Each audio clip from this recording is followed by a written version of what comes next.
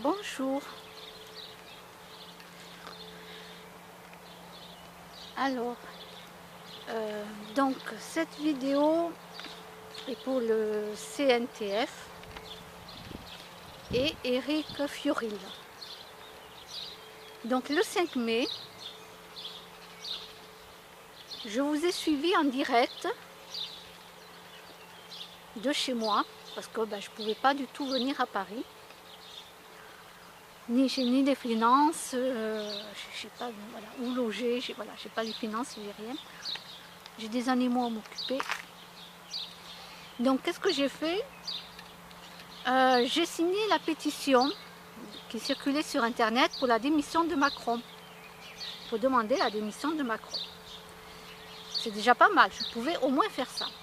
D'ailleurs, j'étais pas contente parce que je l'ai partagé plusieurs fois sur Facebook et malheureusement, je voyais que très peu de monde signait la pétition. Je me dis, mais c'est pas possible, les Français ils râlent et qu'est-ce qu'ils attendent pour au moins signer la pétition s'ils ne peuvent pas aller à Paris? Parce que non, tous les gens ne peuvent pas non plus aller à Paris, malheureusement. Alors je vous ai suivi toute la journée. Et donc là, je me suis désabonnée de Éric Fiorile sur YouTube. Je n'écouterai plus ses vidéos. C'est fini parce que je les avais écoutées jusqu'au 5 mai. Je n'ai pas écouté les alerteurs qui disaient que c'était un piège et que de toute façon il n'y aura pas de révolution, etc. etc., etc. J'en ai pas pris compte. Pourquoi? J'en ai pas tenu compte parce que je me suis dit que pour une fois que les Français se bougeaient, faisaient réellement quelque chose, je ne voyais pas pourquoi je ne les soutiendrai pas puisque je suis moi-même française. Donc j'ai suivi ça toute la journée. Donc je vous ai vu devant l'hôpital psychiatrique, tout ça. Et le temps est passé, les heures se sont passées. Et puis je me disais, mais c'est pas possible, il n'y a pas de révolution là. Moi je voyais la révolution comme la prise de la Bastille. Alors bien sûr on m'a dit qu'on n'était plus au même temps. Ouais, avant je vois que c'était pas des lâches. Alors, pourquoi de nos jours il n'y aura plus du tout de révolution? Parce que je l'ai compris il n'y a pas longtemps. Nous sommes le 26 mai 2018. Et depuis quelques semaines, j'ai compris qu'il n'y aura pas de révolution. Pourquoi? Parce que nous ne sommes pas armés. Nous ne savons pas combattre. Nous ne savons pas tirer. Nous n'avons pas de gilet pare-balles. Et à l'Élysée, bien sûr, il y aura les CRS, la police, plus il y aura du monde, plus il y aura de l'autre côté, il y aura l'armée, etc. Et eux, ils ont le feu vert de tirer à balles réelles. Voilà, donc comme ils ont le feu vert de tirer à balles réelles, c'est là que j'ai compris que nous ne pourrons pas faire la révolution, que c'est impossible. Voilà, c'est impossible. Et non, nous n'avons pas d'armes, nous ne savons pas tirer, nous ne savons pas combattre. Donc c'est impossible. La prise de l'Élysée, ça y est, j'ai compris que c'était impossible. C'est dingue, hein? Moi j'y ai cru, hein, jusqu'au 5 mai, mais j'y ai cru, mais alors, waouh! Et donc le 5 mai, j'ai suivi toute la journée, à peu près. Hein. J'ai vu que les heures s'écoulaient, que l'après-midi était là, etc., etc. Et à un moment donné, Éric Fiorile a dit, bon, on part, on se rejoint tous à la place de la Concorde. Moi, j'écris un mot en privé, vite sur Facebook à Éric Fiorile en disant, non, non, c'est pas la place de la Concorde, vous leur dites tous d'aller à l'Élysée. À l'Élysée. Je fais un message aussi, je crois, sur YouTube, je ne sais pas où, je marque, au cas où je me suis dit, s'il y en a un qui ne peut pas le voir. Je me suis dit, bon, il n'y a personne qui lui dit qu'il faut aller à l'Élysée par Internet, quoi. Non, à la place de la Concorde. Et à un moment donné, en fin d'après-midi, je ne sais plus à quelle heure, j'attends quelqu'un qui dit, il cherchait Éric Fiorile, qui était parti manger. Alors là, ça a été là, ça a été foutu, quoi. Je me suis dit, comment ça, le mec qui part manger, il vient pour faire une révolution. Non, mais attendez, imaginez un petit peu le contexte. On est à la prise de la Bastille, on va dire. Ah non, mais franchement, s'il y en a qui peuvent faire un sketch là-dessus, faites-le, hein, parce que c'est pas mon métier. Hein. Mais imaginez-vous la prise de la Bastille, hein, venez pour prendre là, d'accord? Et là, vous dites, stop les gars, stop. Non, non, stop. Attendez, on part manger 15 minutes, faites de même, on revient et on reprend où on en était. Allez, on va manger, bon app. Hop.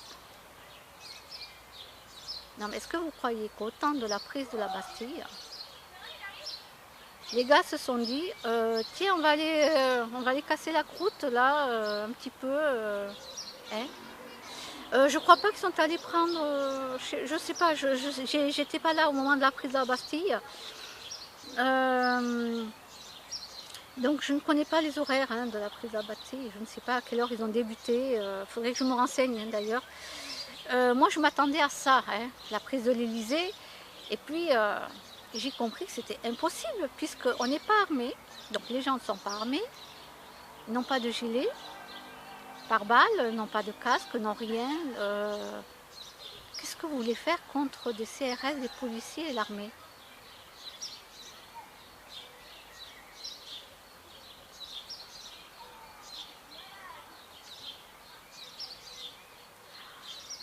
Voilà quoi. Parce qu'ils n'auraient pas laissé faire les gens. Hein. Voilà, donc quand j'ai vu tout ça, je me suis dit, bon, mais déjà c'est foutu. En plus, Éric Fioret, lui, il s'en va manger, mais tranquille quoi. Hein, Donc je me suis désabonnée hein, de YouTube, hein, Éric Fioret. Ouais. Je ne regarde plus vos vidéos, je ne vous écoute même plus, c'est terminé. Terminé. Pour le CRS qui était à l'hôpital psychiatrique, comment se fait-il que lui, il a été enfermé dans un hôpital psychiatrique? Si c'est la vérité, hein, je n'en sais rien. Comment se fait-il que lui, il a été enfermé alors que sur YouTube, la vidéo vous montrez vous, Éric Fioret, là, avec lui.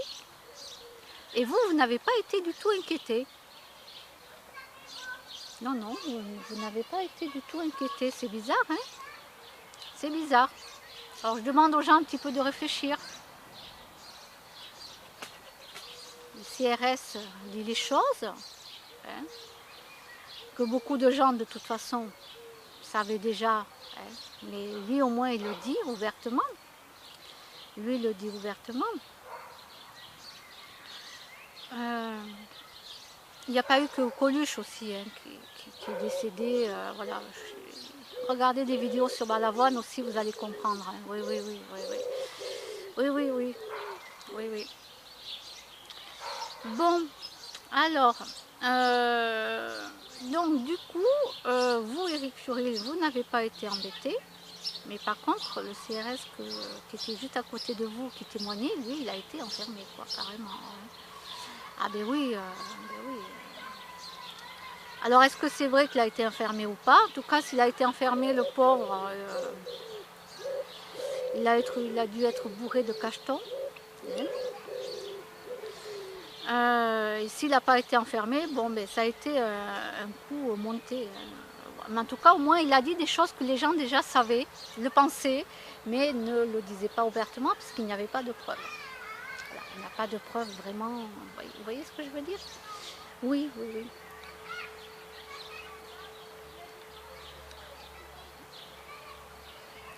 Et donc j'ai compris qu'il n'y aura pas de révolution.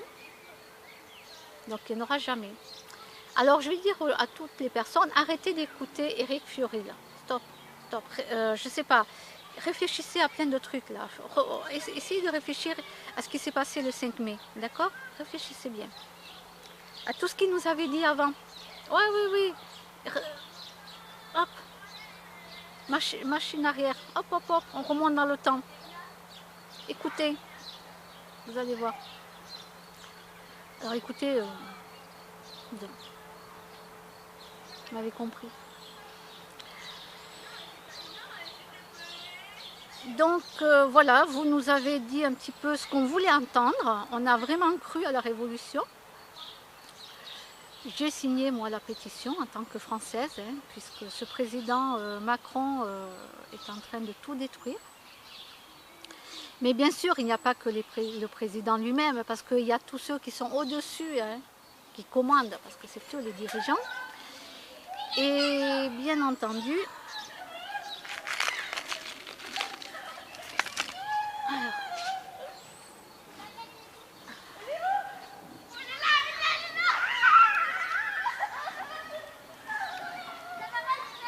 donc bien entendu, ceux qui sont carrément au-dessus, là, eux ils sont intouchables. Hein. Eux, voilà, sont intouchables. Donc c'est eux qui commandent. Hein. Donc non, il n'y aura pas de révolution, je l'ai comprise. Vraiment, pour moi, c'était le 5 mai ou c'était jamais. Hein. Voilà, donc le 5 mai, ça s'est pas fait.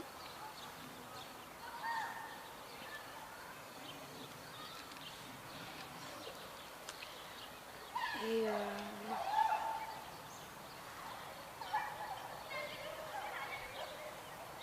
j'essaie de trouver un endroit calme.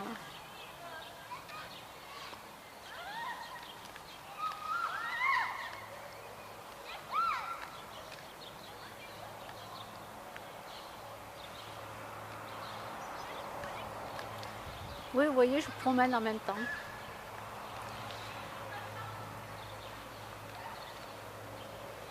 Donc cette révolution ne se fera jamais.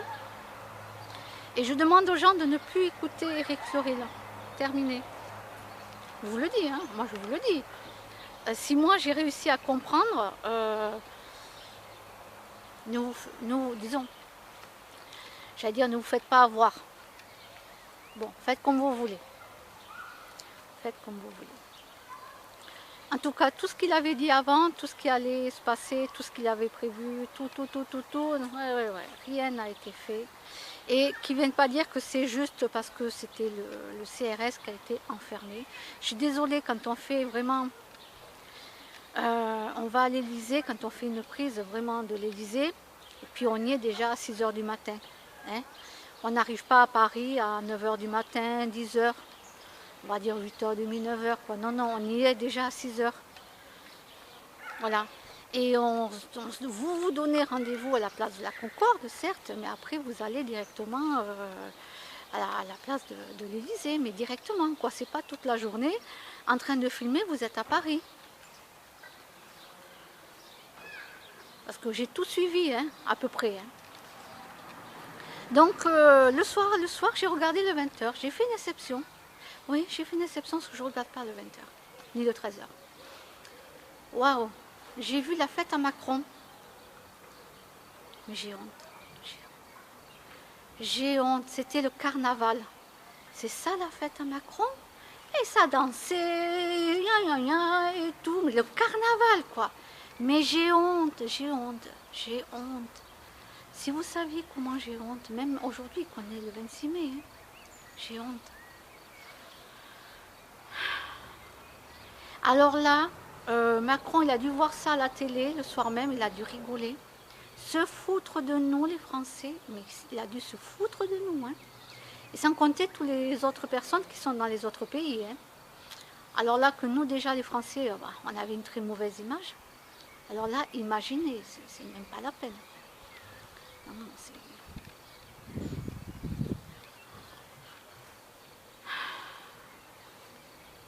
J'ai honte. La fête à Macron, vous êtes en train de danser sur les chars et je ne sais plus quoi là, et vous faites le carnaval. Non mais franchement, mais il a dû rire, hein, mais je vous jure, il a dû rigoler. Moi quand j'ai vu ça, vous mettez à la place, du président, mais vous rigolez quoi. Vous vous foutez des gens qui sont dans la rue. Hein.